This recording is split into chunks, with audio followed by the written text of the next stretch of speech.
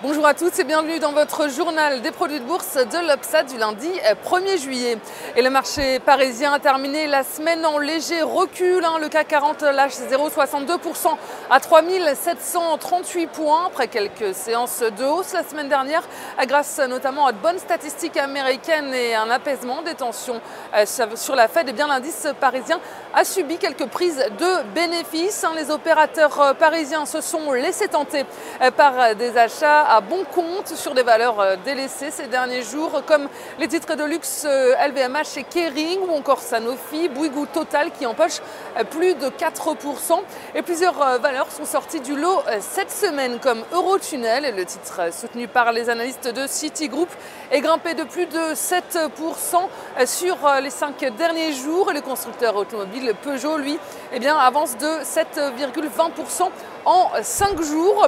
Et à Wall Street, les indices américains clôturent en ordre dispersé quasiment à l'équilibre. Le marché new-yorkais a repris du terrain ces 3 derniers jours, portés par les commentaires rassurants de certains responsables de la Fed.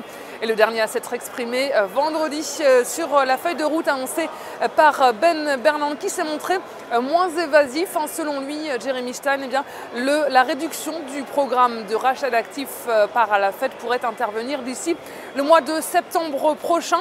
Et puis quelques statistiques américaines ont permis aux indices américains de se maintenir à l'équilibre. La première ressort mitigé. L'indice PMI de Chicago déçoit sur le mois de juin. Il est à 51 points contre 56 anticipés. Le moral des ménages sur le mois de juin ressort lui supérieur aux attentes à 84 points, même s'il recule légèrement par rapport au mois précédent. Et la faiblesse des valeurs technologiques a pesé sur la tendance. Beaucoup de mauvais résultats avec, pour commencer, l'entreprise de conseil Accenture qui lâche 11% après un chiffre d'affaires moins bon que prévu, un bénéfice revu à la baisse.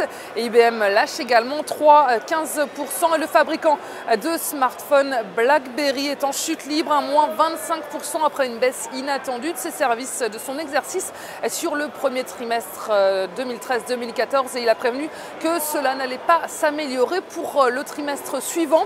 Et du côté des devises, l'euro est reparti en baisse face au dollar dans un marché à nouveau focalisé par la Fed.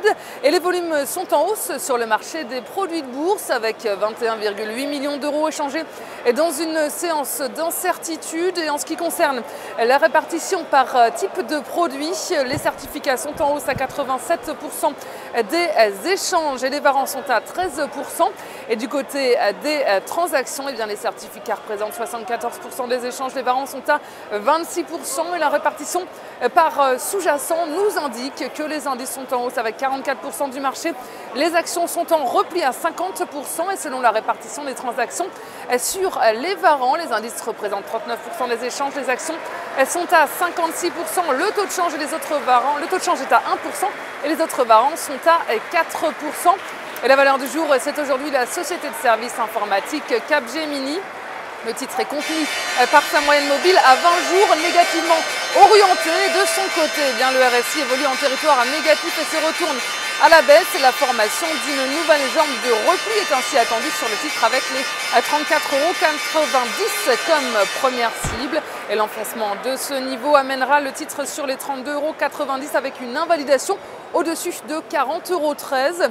Et la stratégie qui vous est proposée pour jouer cette valeur, c'est l'achat du Warrant Put Capgemini à 4 651 T d'Unicredit au prix d'exercice de 35 € et d'échéance au 6 décembre 2013. Voilà, c'est tout pour aujourd'hui. Passez une excellente journée et on se retrouve demain.